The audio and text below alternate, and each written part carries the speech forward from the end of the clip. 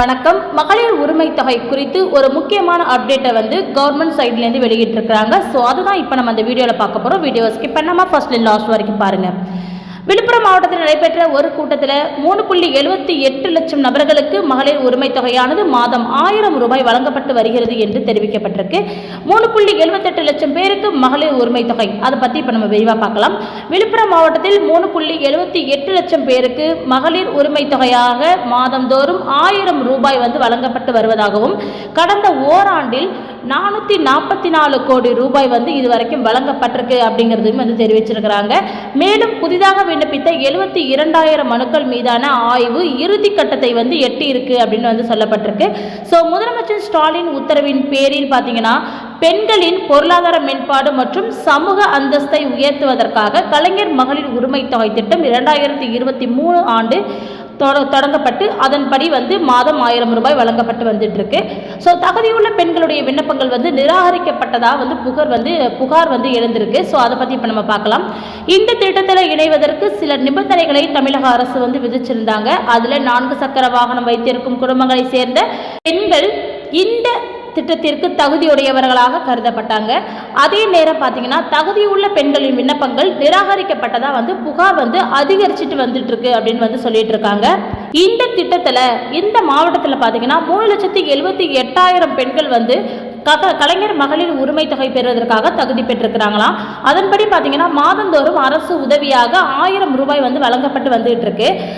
அதே போல் இந்த ஒரு மாவட்டத்தில் மட்டும் பார்த்தீங்கன்னா, நம்ம ஆல்ரெடி சொன்ன மாதிரி மாதந்தோறும் 1000 ரூபாய்ங்கிறது 3,78 லட்சம் பேருக்கு 1000 ரூபாய் வீதம் மொத்தம் இதுவரைக்குமே 444 கோடி ரூபாய் வழங்கப்பட்டிருக்கு அப்படின்னு சொல்லியிருக்கிறாங்க.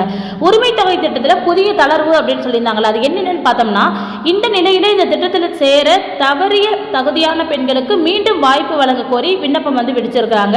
ஸோ இந்த நிலையில் ஜூலை 15 முதல் உங்களுடன் ஸ்டாலின் திட்டம் சிறப்பு முகாம்கள் நடைபெற்றுட்டு வந்துட்டு இருந்த வண்ணம் இதில் கடந்த முறை விண்ணப்பித்து நிராகரிக்கப்பட்டவர்களும் அதே போல புதிதாக ரேஷன் அட்டை பெற்றவர்களும் அனைவரும் விண்ணப்பிக்கலாம் அப்படின்னு சொல்லிட்டு கவர்மெண்ட் தரப்புல இருந்து சொல்லியிருந்தாங்க.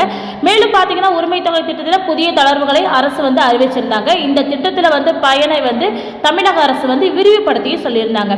ஓய்வூதியதாரர்கள் அல்லாத பெண்கள் இந்த திட்டத்தில் சேர விண்ணப்பிக்கலாம் அப்படின்னு ஒரு தளர்வு கொடுத்திருந்தாங்க இல்லையா.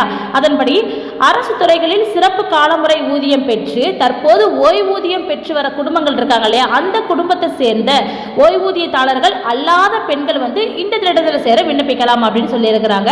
அரசு மூலமா மானியம் பெற்று 4 சக்கர வாகனம் வைத்திருக்கும் குடும்பங்களை சேர்ந்த பெண்களும் இதுக்கு தகுதியானவர்கள் அப்படின்னு சொல்லியிருந்தாங்க.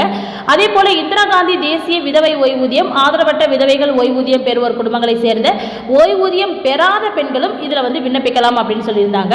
அதே போல கணவனால் கைவிடப்பட்ட 50 வயதிற்கு மேலாகியும் ஏதோ உணவு பொருள் ஈட்ட முடியாத உள்ள குடும்பங்களில் கஷ்டப்படுற பெண்கள்லாம் இருக்காங்களே, அவங்க இதில் விண்ணப்பிக்க தகுதியானவர்கள் அப்படின்னு சொல்லியிருந்தாங்க. ஸோ மாவட்டத்தில் கூடுதலாக பார்த்தீங்கன்னா, இந்த ஒரு மாவட்டத்தில் மட்டுமே கூடுதலாக 72,000 பேருக்கு கலைஞர் மகளிர் உரிமை தொகை வழங்கப்படும் அப்படிங்கிற மாதிரி சொல்லியிருக்கிறாங்க.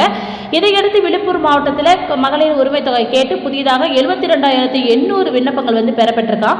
இவை அனைத்துமே வருவாய்த்துறை அலுவலர்கள் தீவிர விசாரணை நடத்தி அரசுக்கு தாக்கல் செஞ்சிருக்காங்க அப்படின்னு சொல்றாங்க. ஸோ மிக விரைவில் விழுப்புரம் மாவட்டத்தில் கூடுதலாக 72,000 பேருக்கு இங்கே கலைஞர் மகளிர் உரிமை தொகை வழங்கப்படும் அப்படின்னு சொல்லியிருக்கிறாங்க. ஸோ உரிமை தொகை வழங்க அரசு உத்தரவு பிறப்பிக்க உள்ளது. இதன் காரணமாக விழுப்புரம் மாவட்டத்தில் பலரும் பயனடைவார்கள் அப்படின்னு சொல்லியிருக்காங்க. ஸோ இது அந்த மாவட்டத்துக்கு மட்டுமல்ல, அனைத்து மாவட்டத்துக்குமே பொருந்தும் அப்படின்னு தான் சொல்லணும். ஏன்னா ஒவ்வொரு மாவட்டத்திலும் கலைஞர் மகளிர் உரிமை தொகைக்கு நிராகரிக்கப்பட்டவர்களும் சரி, புதிதாக விண்ணப்பித்தவங்களும் சரி, நிறைய நபர்கள் இருக்காங்க. அனைவரும் தகுதி இருக்கும் பட்சத்தில் பயனடைவாங்க. இந்த திட்டம் குறித்து உங்களுக்கு வேறு ஏதாவது டவுட் இருக்குது அப்படிங்கிற பட்சத்தில் கண்டிப்பாக கமெண்ட் செக்ஷனில் கேளுங்க. நான் கண்டிப்பாக உங்களுக்கு ரிப்ளை பண்ணுவேன். இது வரைக்கும் எனக்கு கமெண்ட்டில் கொஸ்டின் ரைஸ் பண்ண அனைவருக்குமே நான் பதில் அளிச்சிருக்கேன்னு நினைக்கிறேன். ஸோ அந்த வகையில் உங்களுக்கு ஏதாவது டவுட் இருக்குது அப்படின்னா இது சம்மந்தமாக நீங்கள் கண்டிப்பாக கமெண்ட் செக்ஷனில் கேட்கலாம். நான் உங்களுக்கு உடனே ரிப்ளை பண்ணுவேன். எந்த டவுட்டாக இருந்தாலுமே நீங்கள் அதில் கேட்கலாம். ஓகே, நன்றி.